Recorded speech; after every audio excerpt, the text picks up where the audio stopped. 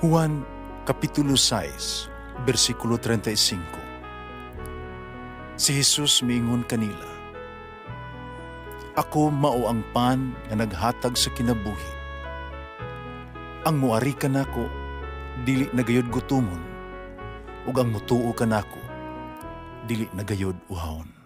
Ang mga puno Pan sa kinabuhi. maglikon unta sa mong pagtuo ug gagaka kami sa pagtuman sa imong mahal nga kasuguan.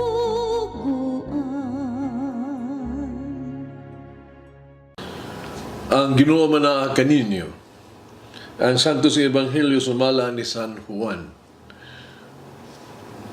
Unya ang iyang mga tinun-an miingon kang Jesus. Karon yano na gayod ang imong sulti, dili na pinaagig mga sambingay. Nabaluno na kami karon nga nasayod ka sa tanang butang ug wala ka maginahanglan nga aduna pay mangutana kanimo. Busa mituo kami nga ikaw gayod gikan sa Dios. Si Jesus mitubag kanila, mituo na ba kamo karon? Ang panahon moabot ug karon mauna nga magtibulaag kamong tanan. Manguli kamo sa inyo ug inyo akong biyaan. Pandili ako mag-inusara kay amahan nag-uban man kanako. Gisulti ko kini kaninyo aron makabaton kamo kalinaw pinagi siyang pagkahiusa kanako. Pantuson kamo sa kalibutan apan ayaw kahadlok. Tigidaog ko na ang kalibutan. Ang Ebanghelyo sa Ginoo. Pasalamati ang Ginoo kay siya maayo, ang iyang gugma mulungtad hangtod sa kahangturan. Pasalamati ang Diyos sa tanang mga Diyos, ang iyang gugma malungtaron. Pasalamati ang Ginoo sa mga Ginoo, ang iyang gugma balungtaron.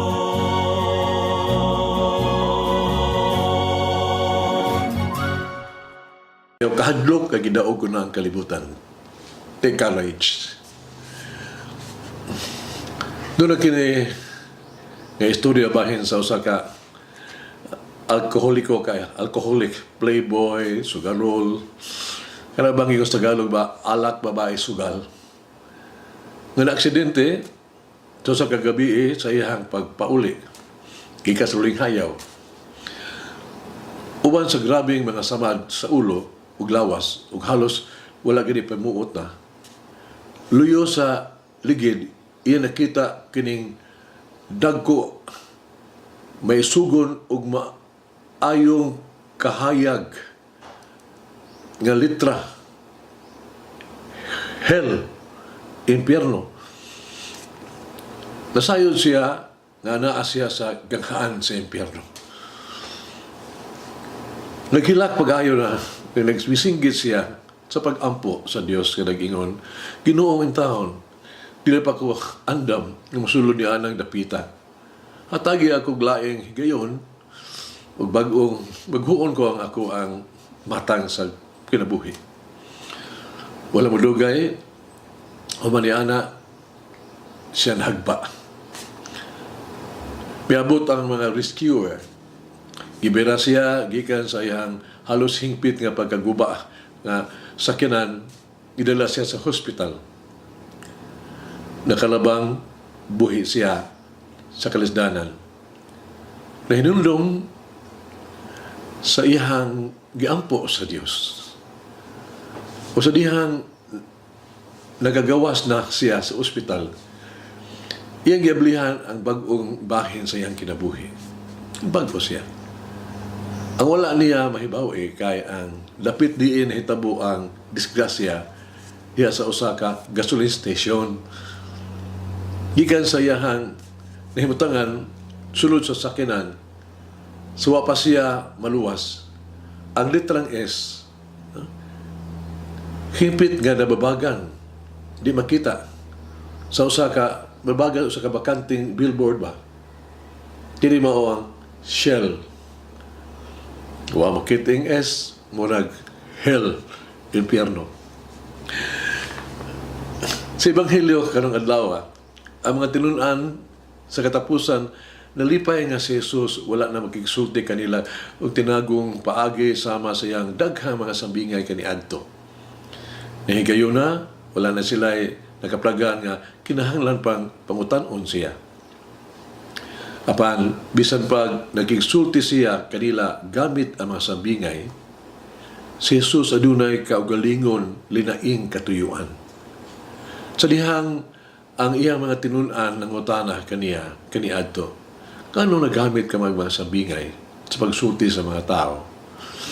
Si Jesus mitubag, ang hinungdan nga na migamit ako og mga sambingay sa pagsulti kanila, mao nga sila mutanaw apan dili gud makakita.